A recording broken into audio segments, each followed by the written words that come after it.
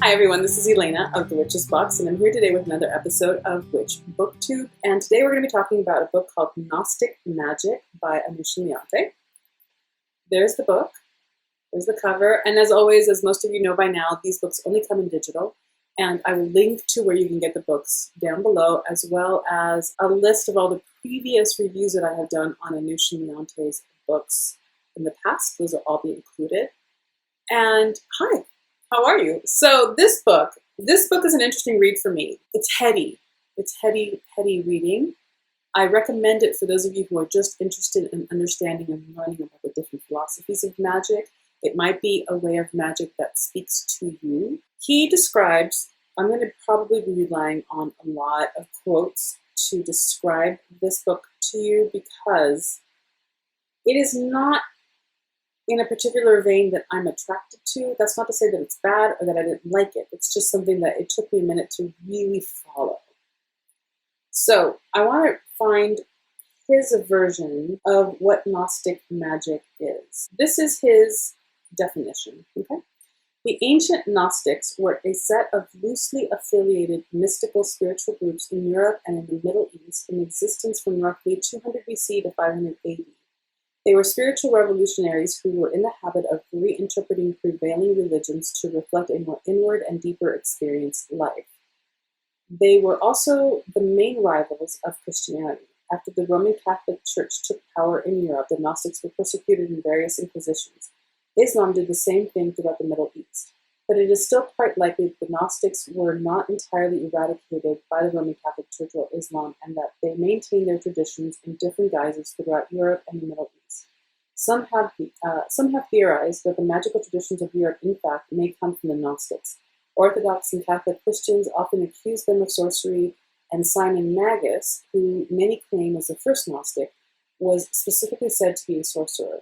Though they had set views of the nature of the spiritual world, they were not nearly as dogmatic and narrow-minded as their Orthodox contemporaries, and if history had sided with the Gnostics, it is very likely our world would be far different today and better.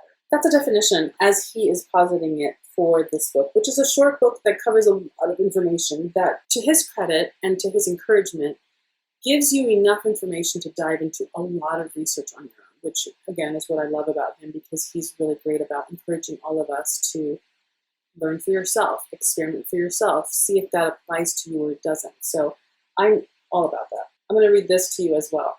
Was Gnosticism an early kind of magical religion? It would be an oversimplification to say so, as the line between magic and religion was not so sharply defined in most non-Abrahamic traditions. Whereas Christianity, Judaism, and Islam have generally frowned on sorcery, the various pagan traditions of the world actively incorporated magic as part of their religion and sought to interpret the world in a magical way. We do know that the detractors of Gnosticism accuse the Gnostics of sorcery, and we also know that the Gnostics utilized diagrams which are very similar to the seals as found in the old grimoires. It is my personal opinion that the Gnostics did practice magic, and that they utilized a method very similar to some of our modern methods. Okay, I'm going to leave it there because I can go on and on about the definition, but really the book is about that, so you can read that for yourself.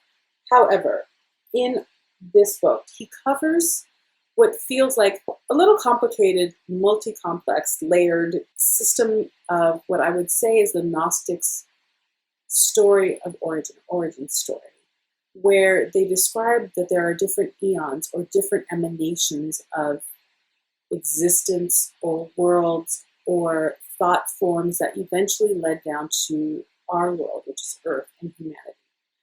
So he talks about those, what those are, the different energetics associated with those different, I don't want to say the word universe, that's not what he says, but to me, he calls them emanations, but to me it's almost as if, this is my interpretation in order to make it understandable for myself, but different types of universes or levels of existence, levels of existence that are not about humanity and Earth as we know it.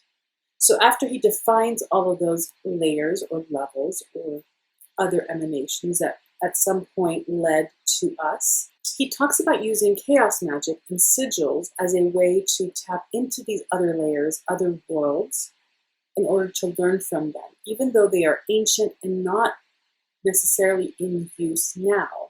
So he makes a distinction about how we use evocation and sigils in order to tap into different energetics, to learn and get into intimate relationship with them. Like I think the last video that we talked about was Jupiter, how to evoke the energies or a communication with Jupiter to learn and understand it the way you would different spirits, different deities, different elements.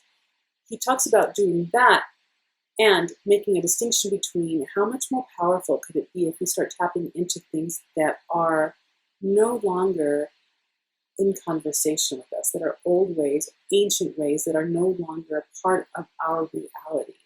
So if I were to say, evoke Kali, there are millions of people on the planet that are evoking Kali, that are in relationship with Kali. Kali is alive and well today, right? However, one of the many eons that the Gnostics believed in, different emanations out in the universe, primordial things that we don't even have any concept of, and people are not tapping into now. What would it be like to start tapping into these ancient energetics and having a conversation, a dialogue, and an experience with them? It's a really interesting question. He talks a little bit about what that might be like and what that could serve for us spiritually, as well as just overall for, I think, humanity. So it's an interesting conversation. One of the things that I do appreciate about Gnostics, and he makes a distinction between Gnostics and chaos magicians, but that Gnosis is about knowing, right? It's about the pursuit of just learning and understanding and knowing, which is a supportive philosophy to chaos magic and also so much of what he's talking about in his books. So it's an interesting book. Again, I gave it a 4 because I feel like it is incredibly applicable to people who are curious about this information. It is a really strong foundation to jump off of for further research for yourself. The writing is always fantastic. I mean, yeah, he really can't do any wrong, even though it was a little heady for me and it wasn't a philosophical system that called to me. What did call to me was this idea of what would it be like, what would we start to discover, and what would we start to learn if we started to also evoke ancient, no longer pursued types of philosophies, entities, energies, and beings. And what would that give us?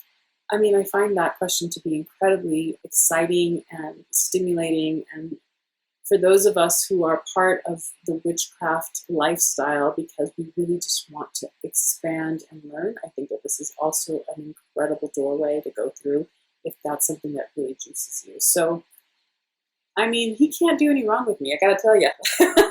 So I give this book a 4. Again, if any of you do practice, there are now modern practicing Gnostics. I actually don't know any, and I don't know what that might look like right now, right? So it'd be interesting if there are any of you out there who are. I'd love to hear more about your practices and your philosophy, and if you've tried his way of kind of tapping in and evoking these different eons and emanations to learn. I mean, beautiful, beautiful stuff. So, as always, please subscribe.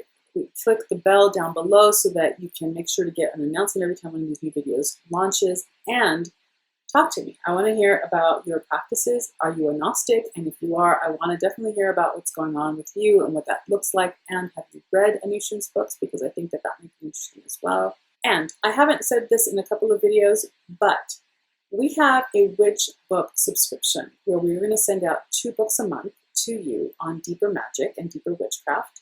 We are going to then, throughout the month of reading that book, we're going to have a private forum where we're going to be talking about the book, sharing quotes that we love and why, and what we're learning from them, and creating witch community around these books. And then at the end of each month, we're going to have a live online gathering where we're going to just like book club it. We're going to just gush about these books, talk about our process with the book. Sometimes we're going to have authors join us to talk about the books that they wrote. So there's a lot of exciting things going on. If you want to subscribe and join this, and be part of this growing group that I'm just blown away by the amount of people who have subscribed already. I can't wait to start talking to all of you. I can't wait. So down below, there will be a link for the book subscription. There's also a link to a bunch of other things that we're doing all over the internet. So please follow us. We'd love to talk to you all out there. Have a wonderful day, and I will talk to you in a few minutes.